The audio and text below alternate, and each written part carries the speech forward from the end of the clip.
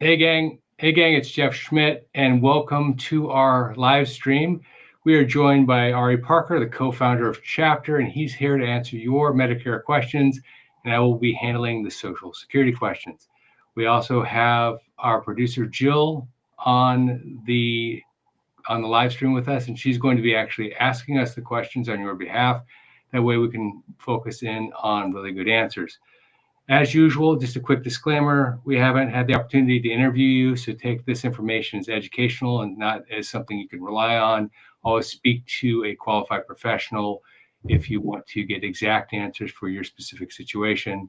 In fact, while I have that out there, I'm going to put up the phone number for our partner at Chapter, who is someone you can talk to about Medicare, 440-703-1224. If you have any questions specifically about Medicare, give them a call. Ari, welcome to the live stream. We're glad to have you with us now. It's a weekly thing between now and the end of the annual enrollment period. It's so great to be here with you, Jeff and Jill. And let's see, we have some great questions that came in advance of the Q&A. And for anyone who doesn't get their question addressed today, guess what? We'll be doing this again next Tuesday. Next Tuesday, that's right, weekly from here on out. Okay, well, with all of that out there, why don't we just jump into it? Jill, sorry, Eric, let me also just mention, you can always go to Medicare.gov as a resource if you'd like to, for example, see how your prescriptions are covered for next year, or we'd be delighted to help you if you give us a call. That's great. Thanks, Ari. All right, great. Well, so as we get started, we don't have a lot of questions in the chat box yet. I believe I see one coming in, but we do have a lot from email. So I'll be going back and forth, bringing in your live questions, as well as those questions that were emailed in. So Nop Thang Prada, and I hope I did not botch the pronunciation, says, I have both FEHB and Medicare Part B. Is there a way to reduce the cost? Yes, some FEH retirees do not take Part B because you still receive pretty comprehensive insurance through your FEH retiree options. It's up to you whether to be in Part B or not. If you cancel your Part B and change your mind later on, then you might face a Part B late enrollment penalty. But really, the verdict is split as to whether to take Part B or not as an FEH retiree. Obviously, you want to keep your FEH retiree insurance. The question is, do you want to pay for Part B or not? Okay, great. And a question that I can answer is this being recorded? And yes, this is recorded. And so if you are not able to stay for the whole time, or if you are not hearing this now, if you're not here and you are watching the recording, you will know it is recorded. You can go to Jeff's YouTube channel and just go to toggle over to lives and you will see that there. So definitely come see that. Okay. Yeah, and one more point on the FEH retiree question. The official resource there is the Office of Personnel Management. I know the government shutdown complicates things right now, but really they will hold a one-on-one benefits consultation with you. I'm not sure whether they're holding them when the government is shut down or not, but that would be the official resource. Okay, great. Another Medicare question. Is the entire amount of a long-term capital gain included in the IRMAA calculation, or just the 15% taxable portion? So it's looking at your modified adjusted gross income from 2 years ago. So it's a 2-year look back. For this year, it would be based on 2023. Jeff, off the top of your head, do you know which lines they're looking at on the tax return? I think, and you're testing the CPA a little bit, but I believe that when you are talking about long-term capital gains, that is considered part of the modified adjusted gross income.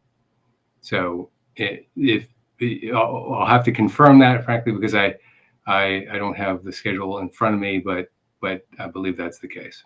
Yeah, they're looking at whatever you would have demonstrated.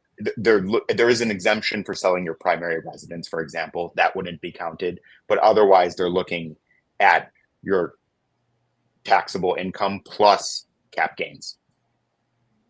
Yep, that's All right. right, great. And okay, so some more, I'm going to continue on with what's coming in here in the live chat with Medicare. Also, just a reminder that there have been some changes with Social Security for 2026. So if you have some of those questions for Geoff, feel free to put those in here as well. All right, so Lefty Dog is asking, UHC chronic care management, including chronic pain management, and treatment Jill, plan services. we can't discuss specific insurance companies. Oh, So okay.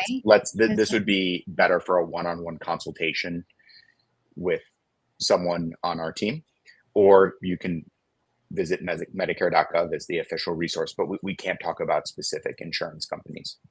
Okay, so this is a question for calling the number on the screen. And Jill, on some of the writing questions, they did mention a specific insurance company.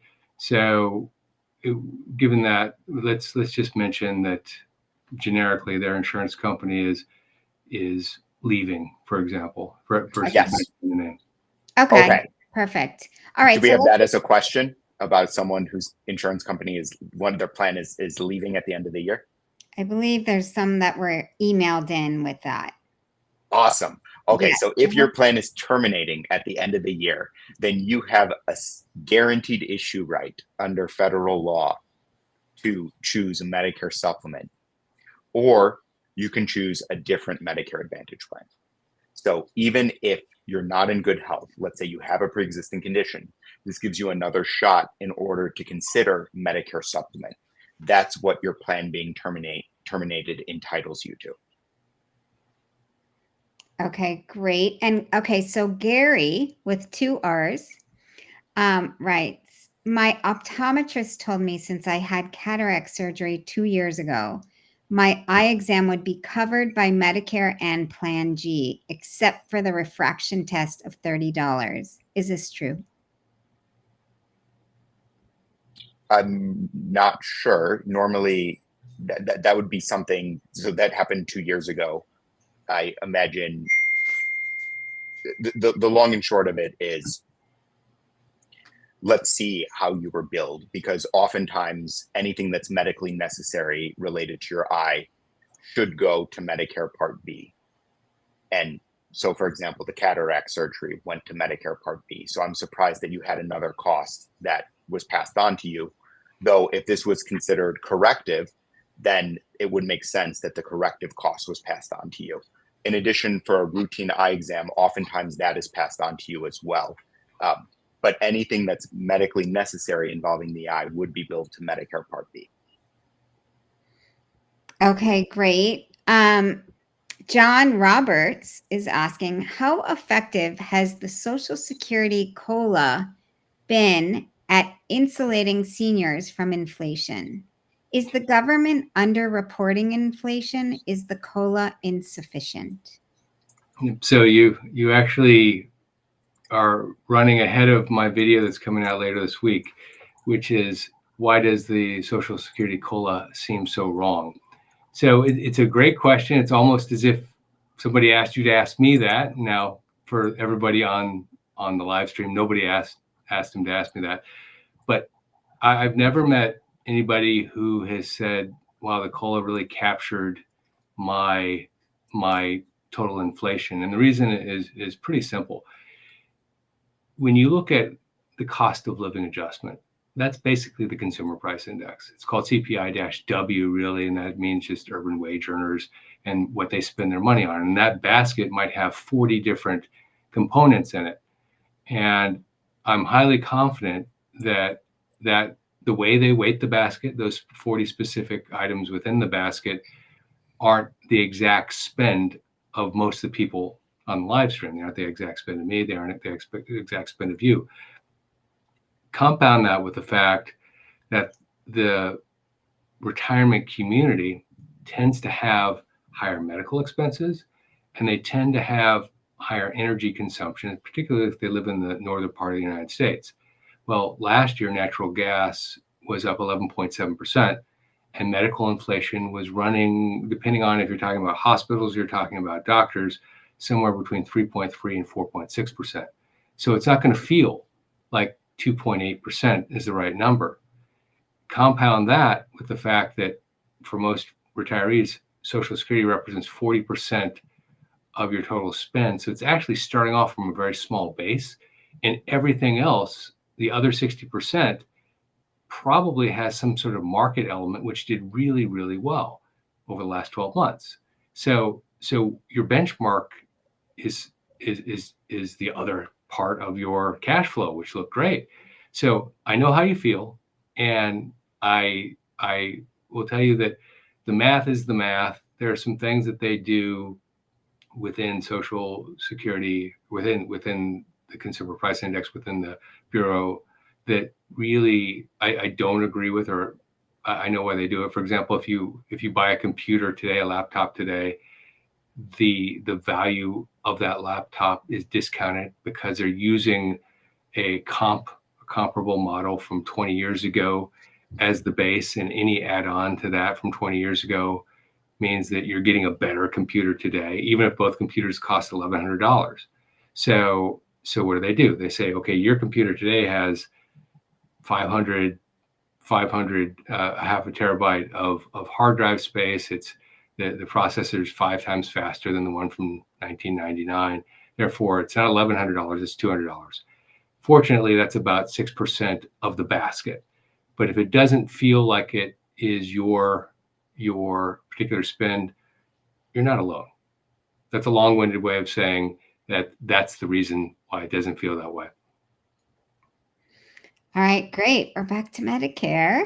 Ari. I do see a really good question from Marianne Hirsch in the chat. Oh, great. The question is, she's still working. She's coming off her work provided coverage in 2026. She wants to know what will happen to her spouse. The answer is, if you're both Medicare eligible, then you'll both go on Medicare. If your spouse isn't yet eligible, then he will have the option of cobrating for up to 36 months because, 18 months when you come off your work provided coverage. But if you were turning 65 and starting Medicare, that would actually be extended to 36 months that you could cobra.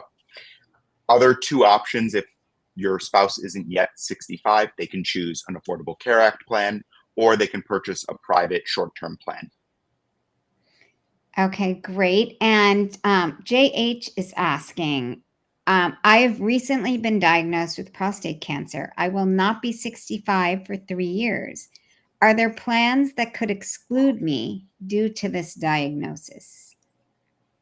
Not when you reach Medicare eligibility, because when you reach Medicare eligibility, you have a one-time open enrollment right to purchase a Medigap plan.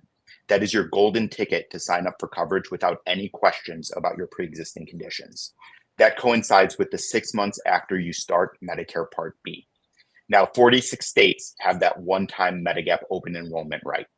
4 states allow you to purchase a Medigap plan without questions about your health history. Those 4 states are New York, Connecticut, Massachusetts, and Maine. So they're all along the northern Atlantic seaboard. The long and short of it is, when you turn 65, that'll be the time to sign up for a Medicare supplement plan.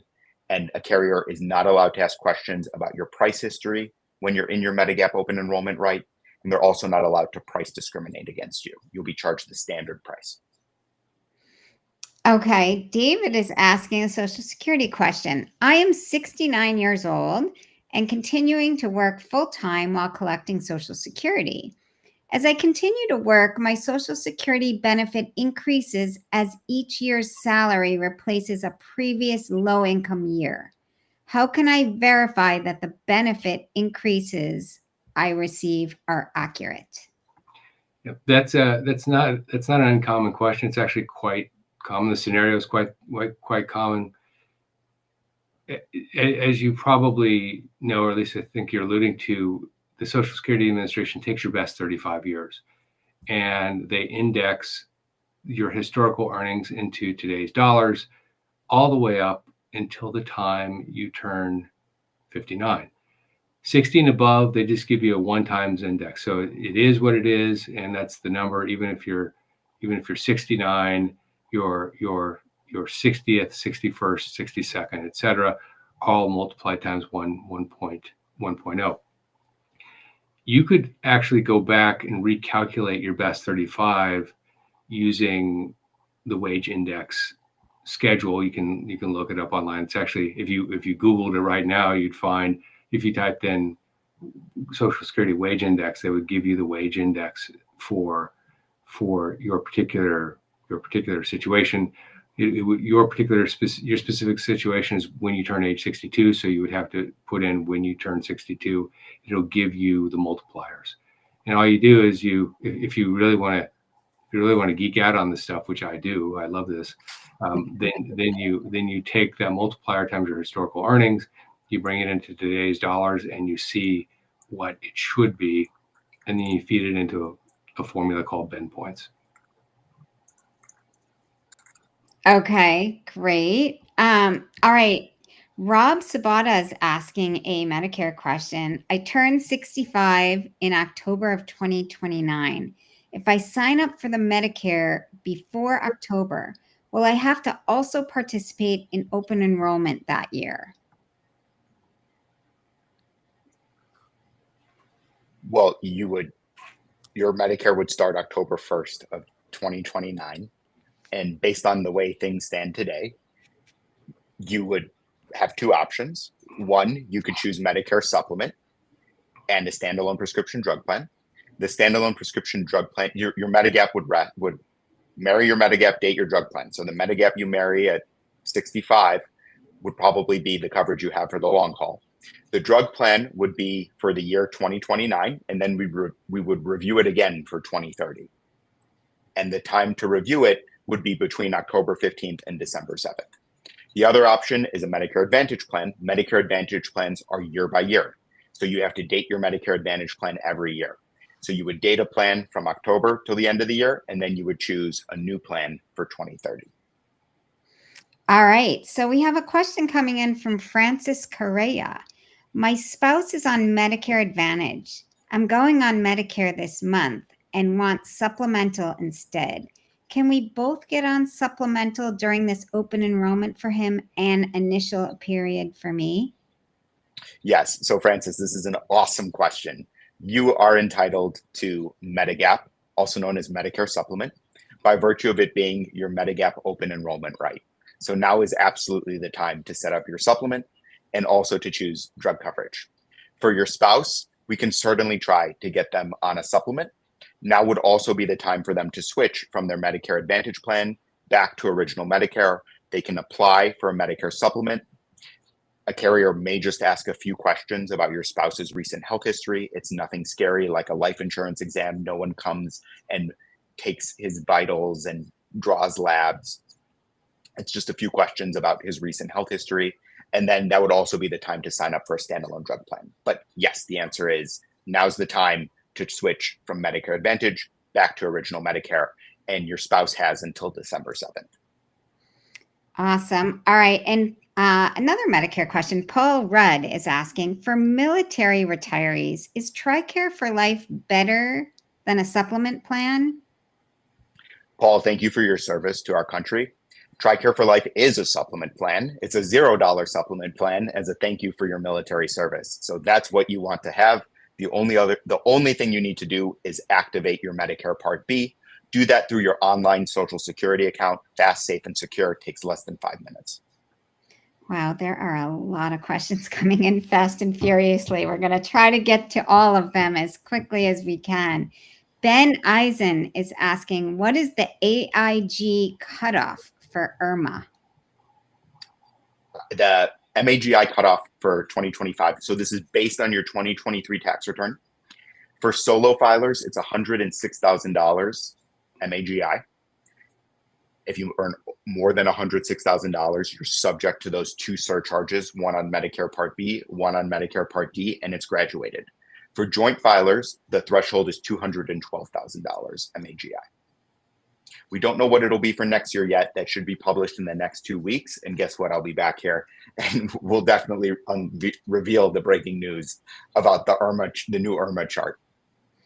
I mean, how much gratitude do we have to have, as Geoff called himself, right, the geek of Social Security, and we have Ari, the geek of Medicare. So filled with expertise tonight. Geeking out over here. Great. Yes, we're geeking out. We're loving the Oh my questions. gosh, it's Revenge of the Nerds. Keep them coming in. All right, Neil Williams, he is asking, I'm overseas, an American expat in the Philippines, and signed up for Medicare Part B to use in the United States if needed. I sent the form into the FBU unit signed last February within the time for sign up. Oh, here's the question. What is the AIG cutoff for IRMAA? Oh, I guess we just asked. No, there's no question. Neil, did you have a question? So I think what this question is asking is, hey, they didn't do anything, they didn't process it. What is going on? And the answer is, because you sent the form in February, you were entitled to a March 1st Part B start date. So as long as you have proof that you dropped it off, then they should be able to correct their mistake. Now you will owe Part B from when it should have been active to present. So that's just something to consider. Okay. Stargazer is asking, I'm working and have an HSA. Do I have to HSA contributions 6 months prior to taking Medicare Part A? So I love this question. There's a rule against starting any part of Medicare if you're contributing to an HSA. HSAs are amazing. I contribute to one. They're an awesome retirement savings vehicle. And so it's great that you're contributing to an HSA. Just don't start any part of Medicare until you're ready to retire. So if you're starting Medicare by way of 65, you would just turn off your HSA contributions the month before you turn 65. If you're starting Medicare after age 65, then you have a timing aspect involved. You would need to discontinue HSA contributions 6 months before you apply to enroll in Medicare if you're past 65 and a half. And that's something we'd be more than happy to help you with, because it is the trickiest rule that the Social Security Administration has involving Medicare. All right, great. So we have a Social Security question from Denise. Here's our situation. We are a husband and wife, and the wife's been working as a CPA for many years and makes a good living so that her husband and her have the same retirement benefit through Social Security. Will we be penalized in any way if I, the wife, took mine and he takes his, and neither one of us seeks spousal benefits because we were able to work independently with our careers? Our benefits independently are high.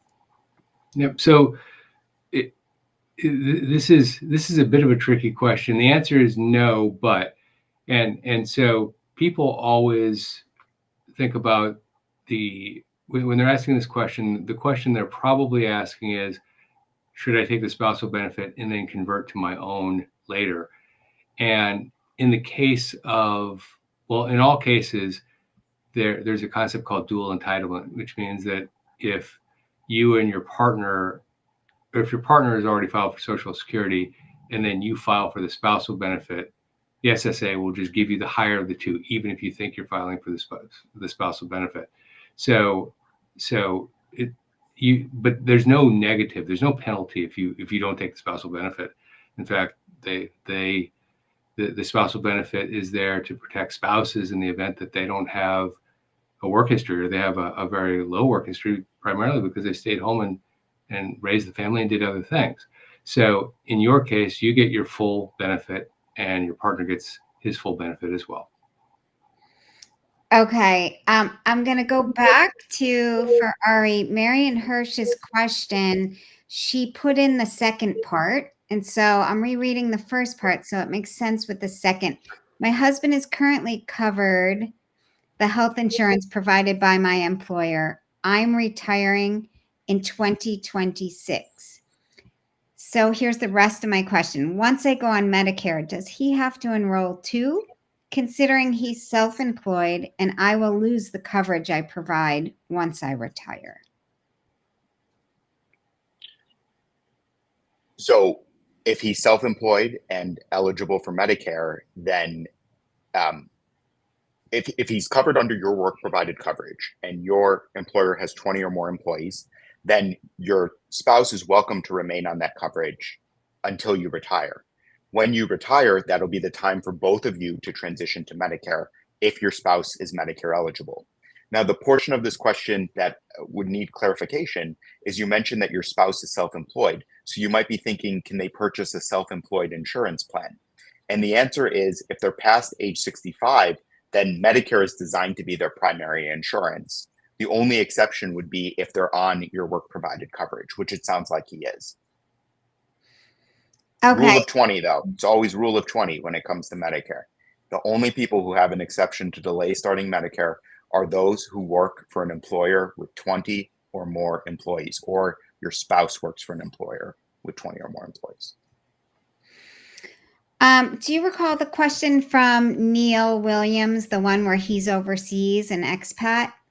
And you had answered his question. I'll just reread it again because he brought a follow-up for you. I'm overseas, an American expat in the Philippines, and signed up for Medicare Part B to use in the States if needed. I sent the form into the FBU unit, signed last February, within the time for sign up.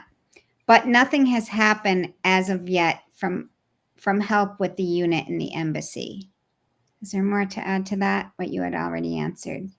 No, I think the question is, why hasn't he should have received a March 1st Part B start date based on when he dropped the form off.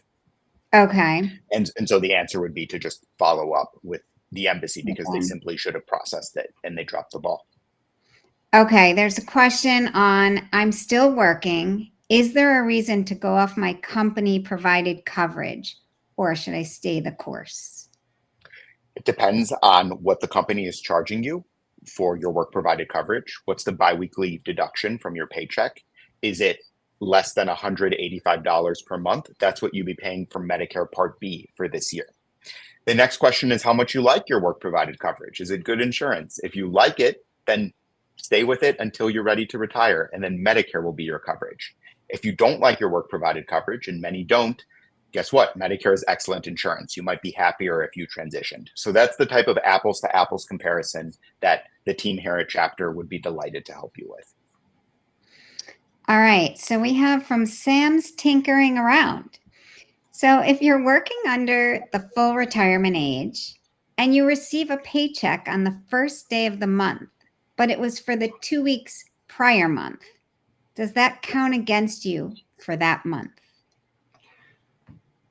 So the question is, would you repeat the question, Jill? Yeah. So if you were working under full retirement age and you receive a paycheck on the first day of the month, but it was for the 2 weeks prior month, does that count against you for that month?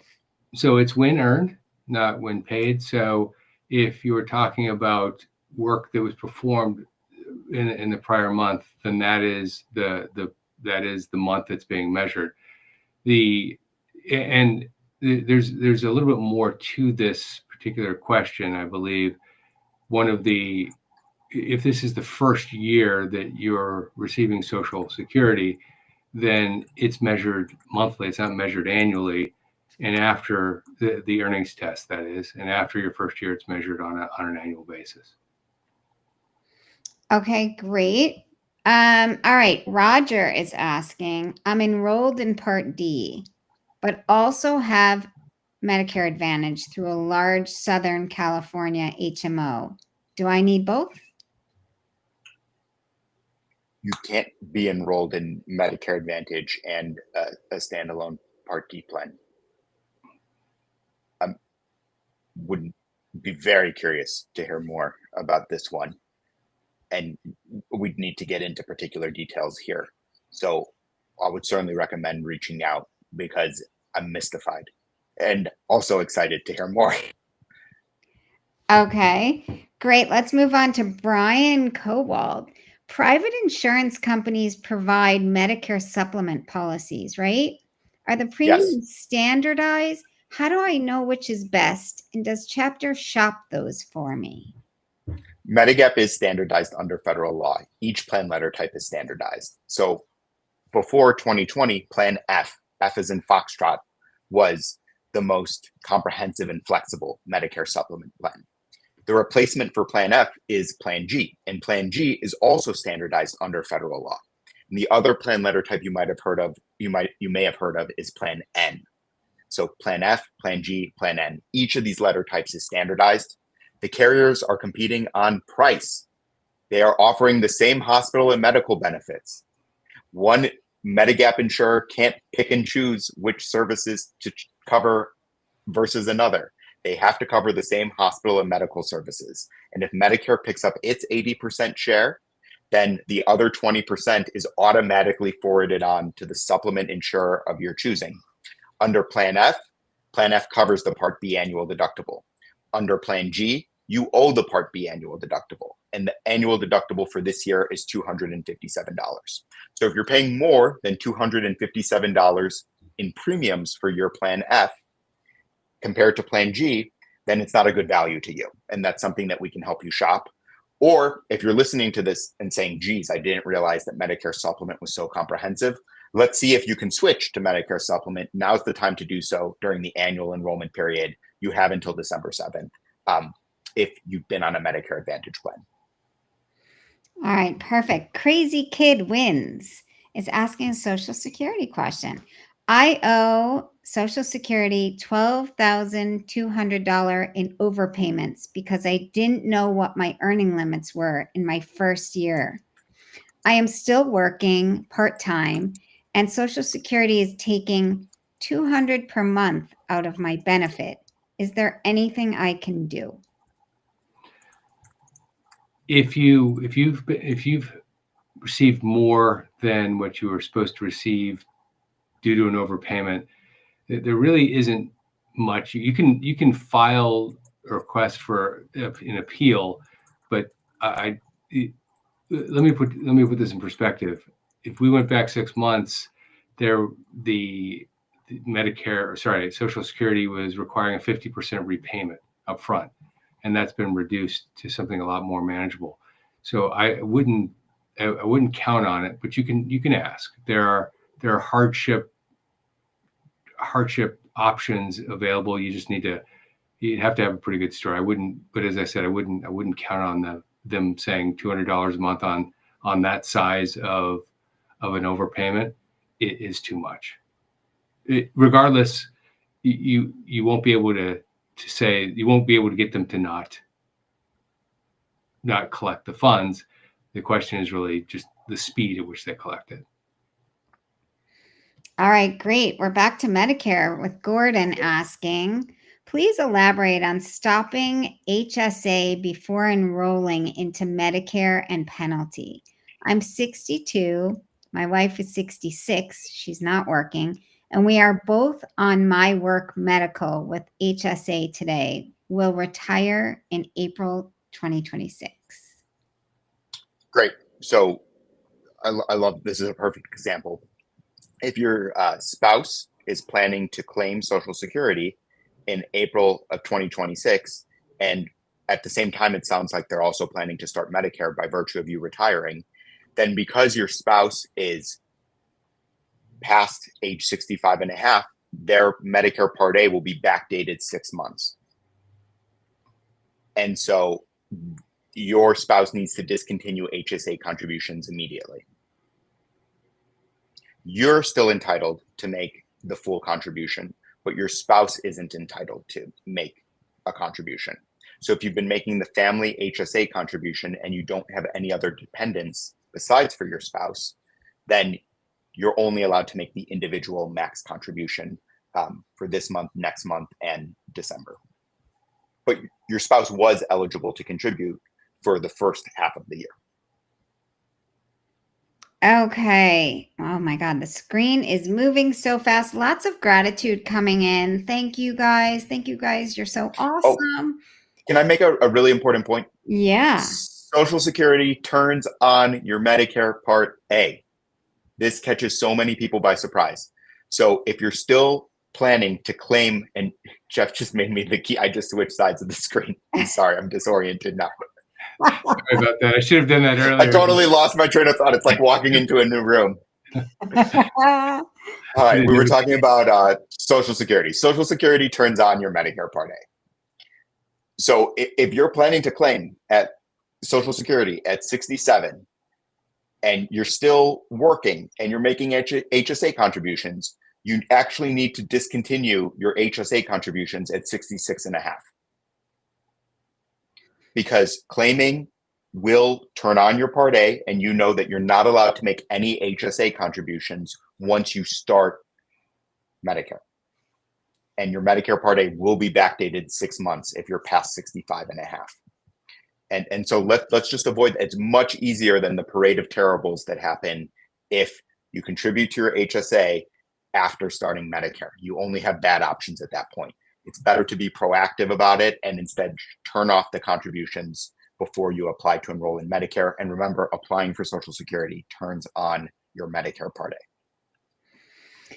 All right. Carl is asking, I will be 68 June of 26 and have creditable coverage through May 26. When do I need to call you so I can avoid incurring any penalties? So Carl is retiring when? He will be 68. Oh, he's retired. He will be 68 in June 26 and has creditable coverage through May 26. Does not say when he's retiring. When do I need to? Carl, maybe can you put into the chat box when you are retiring? So I think that the straightforward answer here is, Carl, you need coverage for June 1st, 2026. So the best time to talk to us would be in March, April, or May. So that way we get everything sorted for June 1st. Okay. Oh, already retired. Oh, did he just put in already retired? Yes, already retired. Carl, are you on your spouse's coverage? See, this is, so Carl's already retired. So the question here is how he has creditable coverage. The only option for that would be through his spouse's insurance, assuming the spouse works for an employer with 20 or more employees. So let's see. Okay. Stay tuned. Stay tuned. Love that. And Ari will be here over the next few weeks, so stay tuned. All right. Hokie Mama is asking Social Security question. How long do you have to be married for your spouse to get spousal benefit Social Security? If I died before that time passed, would my spouse get the benefit? So there are two questions here. One is the survivor benefit. One is the spousal benefit. In most situations, you need to be married for 1 year for the spouse to receive spousal benefits. There are some exceptions, common children, et cetera, but for 95% of the people out there, that really doesn't really it isn't a problem. If there's a death, it's 9 months, and so in either scenario, most people find that those thresholds aren't what hold them back. The divorce benefit's different, but in terms of the survivor benefit or the spousal benefit, it's 9 months and it's 1 year. All right. Ruth is asking a Medicare question. My husband pays for Medicare and pays for Medicare Advantage through my employer retirement. Is that how it is supposed to work, or should he only be signed up for one of these? That's exactly how it's supposed to work. The government charges you directly for Medicare Part B. And that's true whether you're on original Medicare or not. So even if you're on Medicare Advantage, the government is still charging you for Medicare Part B. So that's proper. Now, there's a question from Debbie. Debbie is starting to look at Medicare and she's overwhelmed by the choices. What's the difference between Medicare Advantage, Medigap, and straight Medicare? So let's break it down. Original Medicare is Part A and Part B, and it comes directly from the government. These are the twin pillars established in the mid-1960s. Part A is your hospital coverage. Part B is your outpatient coverage, everything outside the hospital. Now, there's no premium for Medicare Part A as long as you or your spouse have paid federal payroll taxes for 10 years or more. There is a deductible per hospitalization though, and it's substantial. For Part B, there's a monthly charge. The monthly charge for this year, 2025, is $185 per month. And the monthly charge for next year should be announced very shortly here. I wouldn't be surprised if it's announced by the end of the week. What you get in return for paying that Part B premium to Uncle Sam is 80-20 coinsurance. Government picks up 80%, you owe 20% out of pocket. So if you don't have any additional coverage, you owe 20%. Let's say you get a knee replacement. That's a $50,000 procedure in the Chicagoland area. My mom had one last summer. My mom would have owed $10,000 out of pocket had she not had some type of additional coverage. So there's two options for additional coverage to insure against that 20% you owe out of pocket, where the sky's the limit. There's no cap on your 20% exposure. Option one is Medicare Supplement, also known as Medigap. This is the most comprehensive and flexible type of coverage. You can see any provider nationwide who accepts Medicare, as long as they're accepting new patients. If you go this route, then the only other thing you would need is a standalone prescription drug plan. And the time, marry your Medigap, date your drug plan. The Medigap plan you first sign up for is probably the one you're going to have for the long haul. So you're making a 30 to 35 year purchasing decision. We spend a lot of time helping you optimize that. Every year, you date your drug plan. And the time for dating ends December 7th. It's during the annual enrollment period. That's when it's locked in for next year. Option two is Medicare Advantage. Medicare Advantage is a replacement for original Medicare administered by a private insurance company, subject to their terms and conditions. It's managed care. This is where we're in the world of HMOs versus PPOs. And if you go to the doctor often, then it's pay-as-you-go insurance. So in the long run, you may end up paying more than Medicare Supplement. So it really depends on how healthy you are, how much you want to take a bet on your health, and also how you anticipate your health needs changing over time, because you are time restricted as to when you can get option one in 46 states. You only have a one-time Medigap open enrollment right in 46 states if you want option one. I love that. Marry your health plan, date your drug plan. That's great. Adding a little humor to the Medicare and Social Security topics. You also date your Medicare Advantage plan. And by the way, it's option one or option two. You can't have both. And so that's why we're waiting. I'm eagerly waiting for the person who suggested in the chat that they may have both. That might be a processing error. And so I would be excited to see what happens. You can see the excitement. All right. So Carla is asking, when I turned 65, I kept my employer provided insurance, but now 3 years later, the insurance is far inferior to Medicare. Can I sign up for Medicare during open enrollment? If you can sign up for Medicare anytime if you're on work provided coverage. You just come off your work provided coverage and sign up for Medicare.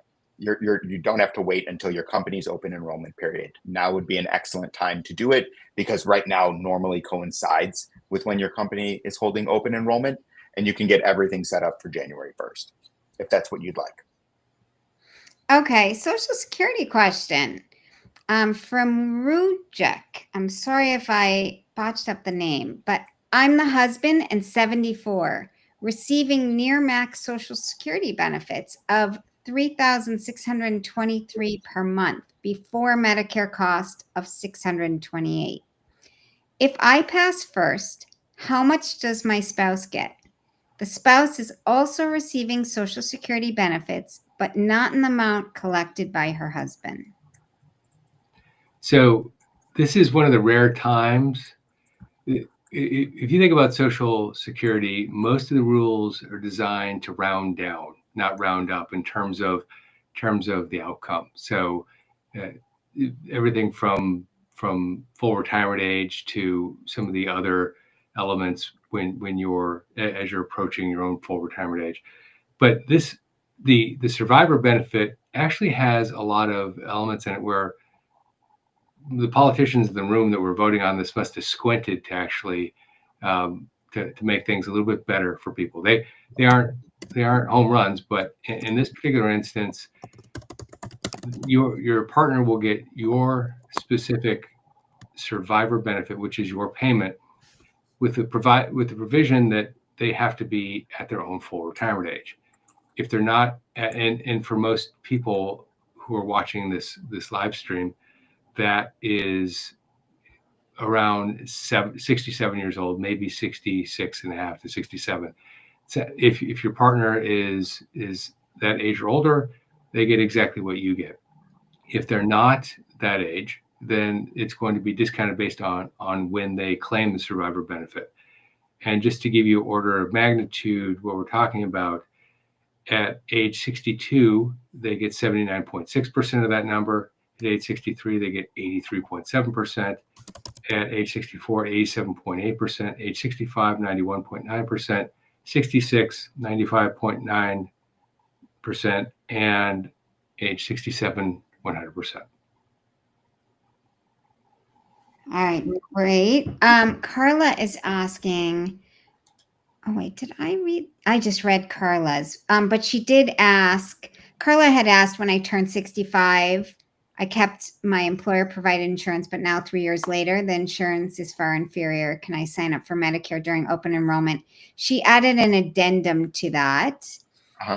It's moving. Or do I have to now wait until I'm no longer eligible for my employer-related insurance?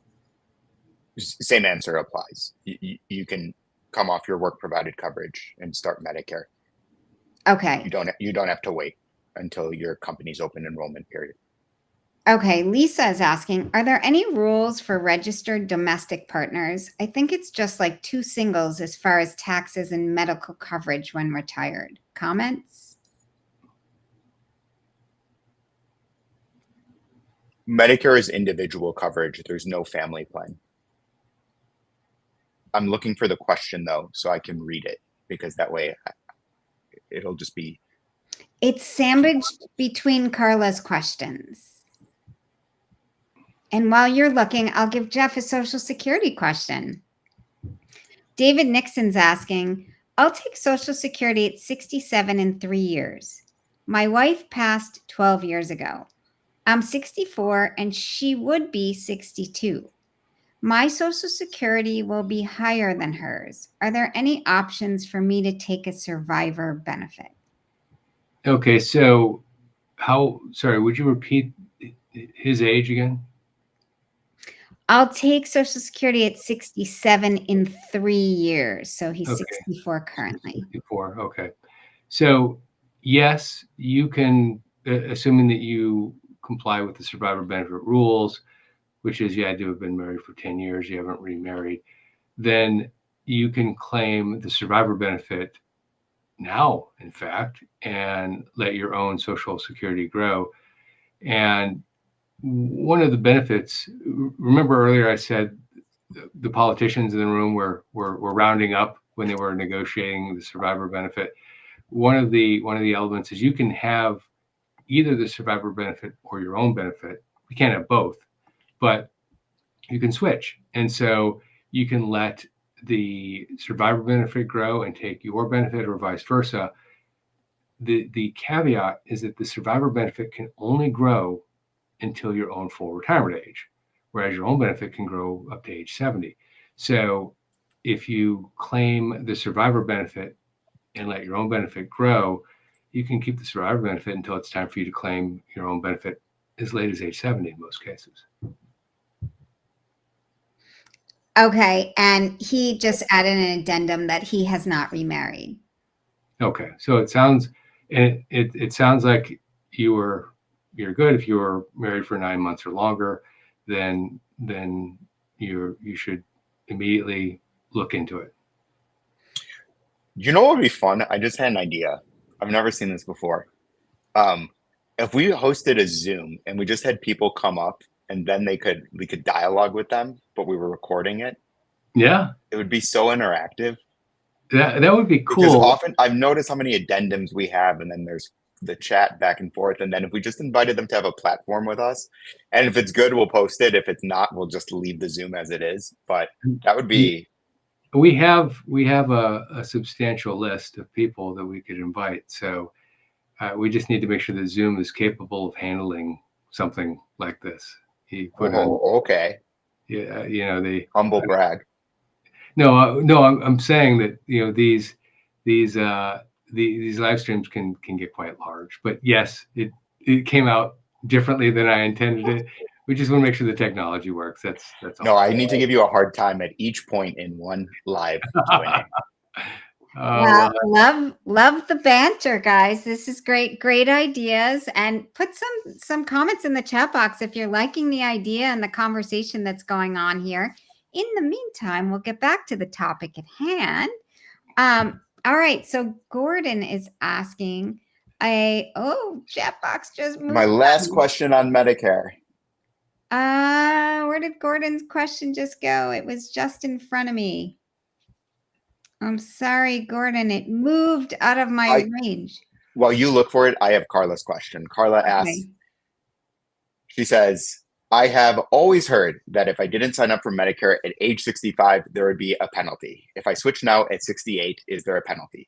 The answer is there is no penalty as long as you or your spouse work for an employer with 20 or more employees. Rule of 20. So you're probably okay. Now, if you didn't sign up for Medicare at 65 and you didn't have you weren't working for an employer with 20 or more employees, then yes, there may be a Part B late enrollment penalty. There might also be a Part D late enrollment penalty. So there's actually 2 late enrollment penalties. And this is something we help people avoid all the time. And I think you're probably okay, Carla, I suspect, just by virtue of being one of Geoff's loyal fans. But yes, there are late enrollment penalties for those who delay signing up for Medicare if they don't have an exception. And the exception is if you or your spouse work for an employer with 20 or more employees. All right, great. Gordon is asking, we found Gordon. Please discuss the penalty for not stopping HSA 6 months before enrollment. Carrots and sticks. People are so into sticks. They want to know all about the penalties and the costly Medicare mistakes to avoid. Okay, fine.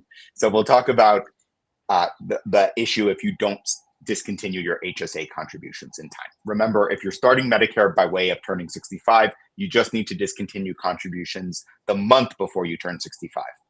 If you're past 65 and a half, then you need to discontinue contributions a full 6 months before you apply to enroll in Medicare. And again, this is the trickiest rule that the Social Security Administration has. I write about it for several pages in my short book. It's not that complicated. So the problem, what if you contribute to, thank you. Okay. Put yourself back in the spotlight so people can really see the product placement. This is Ari's book right here. So thank you.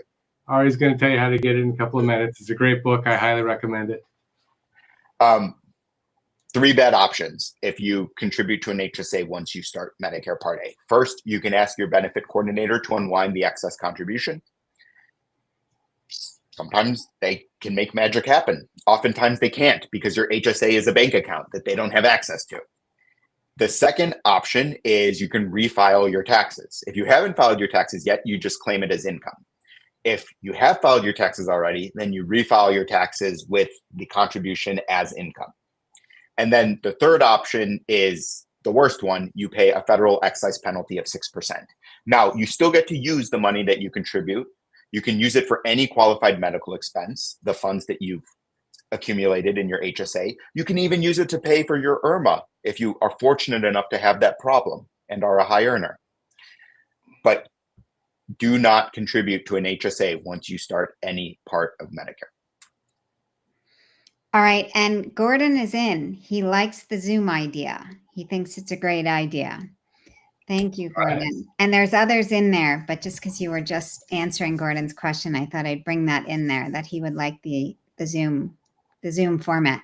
All right. Anne Nugent is asking, I'm having Medicare Advantage with parts A, B, D now, but we'll have Medicare Supplement next year. I will continue with the same 3 parts for next year. What must I do to get GAP, say Part G? We'd be more than happy to help you sign up for the Medicare Supplement plan of your choosing. That's something that you can do right now. In 46 states, you may have to answer questions about your recent health history. It's just several questions. They vary by insurance company. And even if you have a chronic health condition or a pre-existing condition, sometimes that isn't a non-starter for getting approval for a Medicare supplement. If you live in New York, Connecticut, Massachusetts, or Maine, you're in luck. There's not going to be any questions about your health history. So it just depends on where you live. All right. I'm thinking we are down to our last 5 minutes. So how about one question for each of you? One Okay. Medicare, one Social Security, and then we can close it out. Bring it Oh, on. so Tim is asking a Medicare question. Does changing from Medigap Plan N to Medigap Plan F allow the insurance provider to ask about pre-existing conditions or other health-related questions? So oftentimes going from F to N, so if you're going from F and you're transitioning to Plan N, oftentimes an insurance company will allow you to make that transition without any questions about your health history. However, if you're planning to move up, if you're going from N to G, that's considered an improvement in your coverage, even though there's really 3 minor differences between N and G. And I'm happy to explicate on what those are, but I don't want to belabor the point. Oftentimes, they will ask questions about your health history if you are moving up in terms of benefits. Okay, Papa M is asking a Social Security question. I am a New Year's baby and have been told by someone who was also born on January 1 that they were actually able to start Social Security much earlier. Is there any truth to this? Well, it depends on how you define much earlier. So the date that you were born is the first of any month, but the first of January in particular is kind of a magic date because it means that you can look back 1 month, but you can't go back any further than that. So the truth is you get a 1 month reprieve, so to speak, but nothing more than that. All right. Do we have time for anything else? Oh, go ahead. Yeah, there's a question on what the 6% excise penalty applies to. Okay. And it applies to the overcontribution in your HSA account. And then there is one fine point I want to make. You can use the funds in your HSA to pay for any qualified medical expense, including IRMAA. The only thing that you can't use it for is your Medicare supplement premium. So I did just want to mention that. Okay. Well, since we've had a lot of questions on the penalty side of things, the stick, you want one more stick before we close it out? We've got Why one. not? Let's do it. David Heights. Look, the point of to have peace of mind, review, if you're already on Medicare, review your coverage by December 7th. Well, so he says, I work, I'm 65, contribute to an HSA that HR says I can't stop HSA contributions, just cut back. I want to retire in less than 6 months. How can I avoid penalties, payback contributions? Tell your HR coordinator that you're planning to start Medicare at 65 and a half or what have you, and they will absolutely assist because they can turn off your HSA contributions. Even if you're on a high deductible health plan with an employer contribution towards your HSA, they can turn that off. Okay. Yes, Crazy Kid wins. We did answer that question, and now we are at 7:59. So I think that's a wrap for tonight, but I'm going to turn that back over to you, Geoff, to close us out. So gang, thank you for joining us. Ari, our partner from Chapter, thank you for joining us. We're going to have Ari here weekly now from here until the end of the annual enrollment period. If you want to talk to the folks at Chapter, our partner for Medicare, give them a call at 440-703-1224, and they are eager to help you, especially now. Now is the time to do it. We have it between now and December 7th to really discuss options. And I can tell you, just based on emails that we're getting, calls that we're hearing about going into Chapter, that the folks are really happy with the results that they're getting from Chapter, but they are getting bombarded like everybody right now. So get in early and do it as fast as you can, because this is a super important topic and really something that you want to get ahead of. Again, our partner's phone number is 440-703-1224. Chapter, highly recommended, and one of only 3 affiliates we have on this channel. In fact, we've never switched affiliates, so we're that comfortable with the team at Chapter. Ari, thank you so much for joining us. We are super happy that you could join us again. Thank you so much for having me. Something coming in here. People are asking about that book. What short book? This one. So Ari, do you have an email address that they can? Yes. You can simply email connect@askchapter.com, and we'll share a PDF copy of the book. If you prefer a hard copy, you can get it for less than $10 on Amazon. We sell it at cost. It's a great book. And then,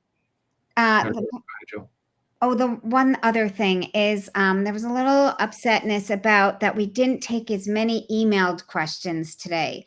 Yes, we do bring in the email questions. It was moving so fast in the chat box with so many Medicare questions that it's hard to get to everything. So I apologize for that. But yes, we do take the emailed in questions. We will keep those for next week and try to bring more of those in. So thank you for bringing that up. Thanks for pointing that out, Jill. And Jill, thank you for producing tonight. Wonderful job as always. We really appreciate it.